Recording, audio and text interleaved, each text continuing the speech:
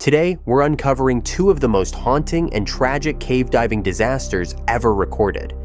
In the first, 3 divers ventured into a cave and were swallowed by its depths, leaving behind no trace and a mystery that has baffled rescuers to this day. In the second, a deep descent into a sinkhole turns horrifying when a diver's mask shatters, leading to a brutal and heartbreaking end. Ready to explore the dark side of adventure? Let's dive in. Cave diving stands as one of the most heart-pounding and perilous sports, demanding nerves of steel from its participants. This extreme pursuit requires extensive skills, meticulous preparation, and constant awareness of hidden dangers lurking in underwater caves. The Kilsby sinkhole in South Australia emerges as a legendary spot that pulls in daredevils, adventure enthusiasts, and seasoned divers year after year. Yet beneath its crystal-clear waters and breathtaking surroundings lies a history stained with devastating incidents that showcase just how dangerous this activity can be. Nestled in the stunning countryside just 8 miles south of Mount Gambier, the Kilsby sinkhole plunges deep into the earth, reaching staggering depths of 131 feet. Its remarkable geological formations and pristine waters have transformed it into a hotspot for recreational diving and even serve as a training ground for police operations. While the site offers easy access, it carries a sinister reputation for its deceiving hazards that catch many off guard.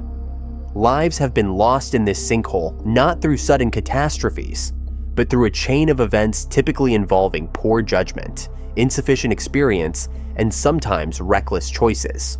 2 particularly haunting incidents mark the sinkhole's dark history, occurring years apart yet sharing chilling parallels in their fatal conclusions. The morning of April 6, 1969, saw a group of friends arrive at the Kilsby sinkhole, ready for what they thought would be an exciting dive. Brett and Patrick, both 18 and relatively green in the sport, joined their friends George and Carrie for the adventure. George, who packed more diving experience than the others, had explored the sinkhole with Brett and Patrick just the day before, but had to cut his dive short due to ear issues. Despite this setback, he showed up again on the 6th to join the group's expedition. George voiced his worries about their safety, urging them not to dive too deep without crucial equipment like watches and twin scuba tanks. But the group, driven by excitement and the desire to push their limits, brushed off his warnings and pushed forward with their ambitious plans. Brett and Patrick plunged into the sinkhole with their companions, stopping at 91 feet to secure their safety line to a massive boulder. The situation quickly spiraled out of control. The safety line, their lifeline to the surface, suddenly pulled tight and vanished. George, still above water, tried attaching his camera to the line but found nothing. He dove down to 98 feet, his heart racing as he searched the murky depths for any sign of his friends. Minutes ticked by in the eerie silence, with no movement from below. Surfacing with growing dread, George shared his fears with Carrie before diving back down. In a dark corner of the sinkhole, a faint light caught his eye. Swimming closer, he encountered a scene straight from his worst nightmares. Patrick lay motionless on his back, and nearby, Brett's lifeless body floated in the darkness. The devastating reality hit George like a physical blow. His friends were gone. Fighting shock and desperation, George burst through the surface, gasping and shouting to alert the others of the catastrophe. They immediately called for help, but their remote location meant a long wait ahead. A specialized rescue team finally recovered Brett and Patrick's bodies 3 hours later. Investigators later determined that a deadly mix of air embolism and drowning claimed the young divers' lives, with nitrogen narcosis likely causing them to lose control at depth. Running out of air proved fatal in the deep waters. Their deaths served as a stark reminder of why proper training, equipment, and careful planning matter so much in these dangerous environments. Years later, on March 13, 2010, the sinkhole claimed another life. Dr. Robert McAllister, an experienced diver and respected healthcare professional. McAllister knew the Kilsby sinkhole inside out. having explored its depths countless times over the years. His reputation in the diving community centered on his unwavering commitment to safety protocols and careful equipment maintenance. With extensive experience navigating the sinkhole's complex underwater terrain, he embodied the qualities of a skilled cave diver. His frequent trips to Mount Gambier reflected his deep passion for exploring these underwater caverns. The deaths of Brett, Patrick, and later, Dr. McAllister highlighted the sinkhole's unforgiving nature. Despite different experience levels and years between incidents, the deadly waters claimed them all. These tragedies reinforced the critical message that even the most prepared divers face serious risks in these treacherous underwater caves. On that fateful day, Robert dove with his regular companion, who lacked his extensive experience. They plunged deep into the sinkhole, reaching 104 feet when disaster struck. Robert started struggling to breathe, his movements becoming erratic. His friend noticed the distress signals and moved closer to help, but Robert's panic took over. He clawed at his mask and mouthpiece, desperately reaching for his friend's equipment in what seemed like a frenzied attempt to find air. The situation turned chaotic as Robert's behavior grew more aggressive. He yanked at his friend's mask and gear, making any rescue attempt impossible. The friend watched helplessly as Robert's condition deteriorated rapidly. Knowing the extreme depth made standard rescue procedures incredibly risky. Terror gripped both divers as the situation spiraled out of control in the dark waters. Robert's friend surfaced alone, gasping and trembling. Emergency teams rushed to the scene while medical staff treated him for severe shock. The authorities launched an immediate search operation. Hours passed before the recovery team located Robert's body, tragically tangled in cave guide ropes. Debate swirled around the exact cause of Robert's death. Some pointed to his entanglement in the ropes, suggesting his friend could have cut him free. Others focused on potential medical issues that might have triggered his aggressive behavior underwater. The ropes and medical problems created a deadly combination, though the precise sequence of events remained unclear. Dr. Robert McAllister's death sent shockwaves through the diving world.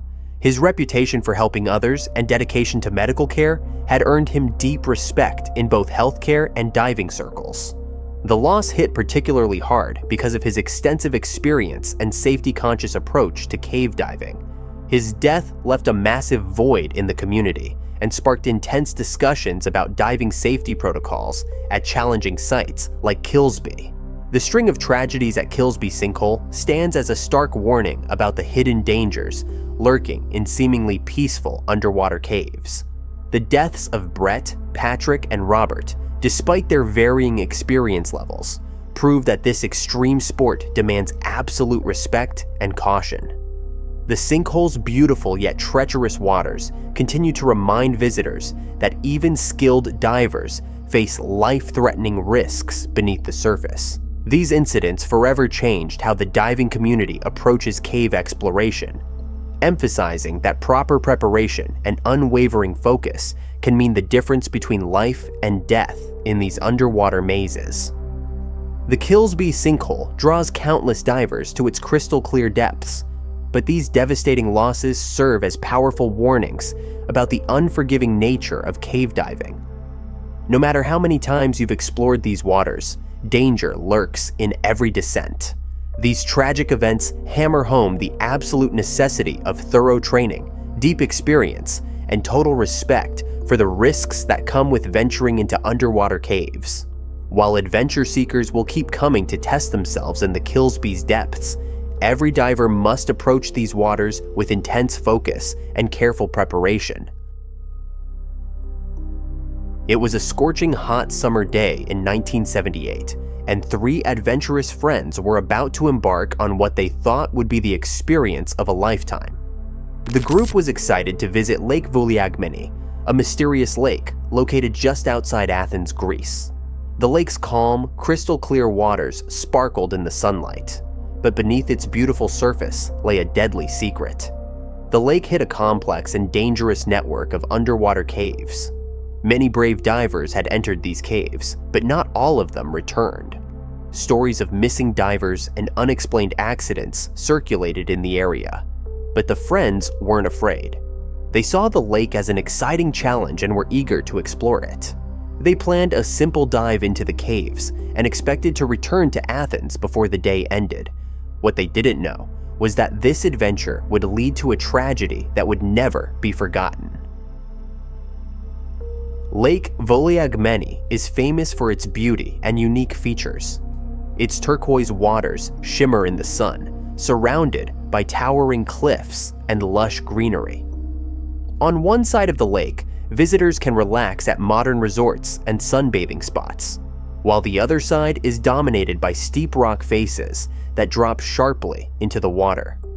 The lake is fed by a mix of fresh springs and seawater, which makes it rich in minerals.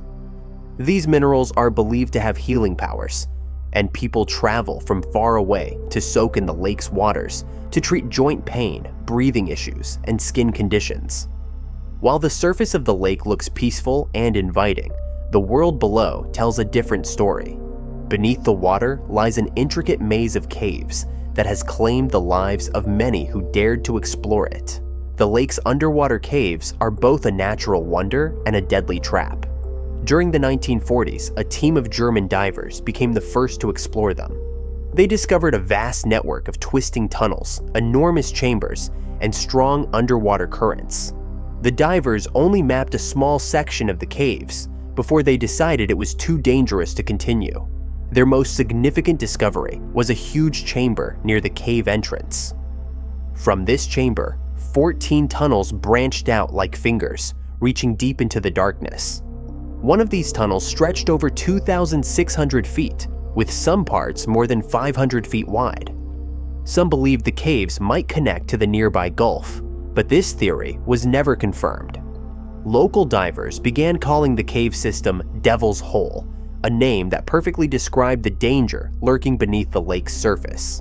For Mark Granroth, his sister Jan, and their friend Donald Maynard, the lake was the perfect place for an adventure. Mark, who was visiting from California, was an outdoors enthusiast. He loved activities like hiking, cycling, and diving. His sister Jan, who served in the US Air Force, shared his adventurous spirit and was always up for a challenge. During her time stationed near Athens, she had met Donald, an experienced diving instructor who often explored Greece's underwater wonders. When Mark arrived to visit Jan in September 1978, she promised him an unforgettable trip to Greece. Exploring the depths of Lake Vouliagmeni was to be the highlight of their adventures together. On that fateful day, the trio arrived at the lake full of excitement. They brought their scuba gear and prepared for what they believed would be a simple and fun dive. The sun was shining, and the lake's clear waters seemed to welcome them. But they made several critical mistakes that would seal their fate. They only brought one flashlight for the dive, which was far from enough for the pitch-black caves. They didn't bring backup air tanks, thinking they wouldn't need them. Worst of all, they ignored the most basic safety rule for cave diving. They didn't set up a guideline at the cave entrance. This safety line could have guided them back to the surface. Confident in their skills, the three friends didn't think these precautions were necessary. As they slipped into the water and swam toward the cave entrance, their hearts raced with excitement. However, they soon encountered their first warning sign. A powerful current grabbed hold of them and pulled them deeper into the cave. This current was a hint of the cave's connection to the Gulf's strong tides. Inside the cave, they entered an otherworldly landscape. Giant chimney-like formations rose around them, and the walls sparkled with minerals. The friends swam through narrow tunnels and enormous chambers, marveling at the beauty of their surroundings. For a while, everything seemed perfect, and they were completely unaware of the danger closing in around them. As they moved deeper into the cave, they unknowingly stirred up silt from the cave floor.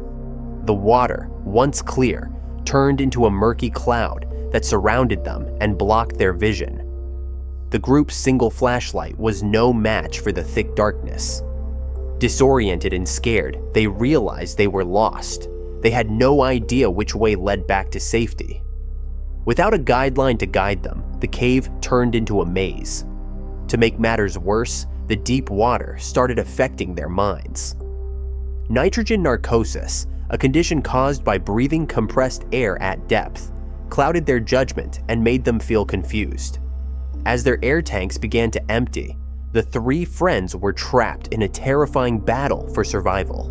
When the divers failed to resurface, others at the lake quickly raised the alarm. Rescue teams arrived and began searching the lake and the cave entrance. Divers explored the area for hours, but there were no signs of the missing group. They didn't find any equipment, air bubbles, or clues that could point to their location. To track the underwater currents, the rescue team released dye into the cave water. They hoped the dye would show where the current might have carried the divers. However, the strong currents scattered the dye, leaving the team with no leads. The search operation grew larger as time passed.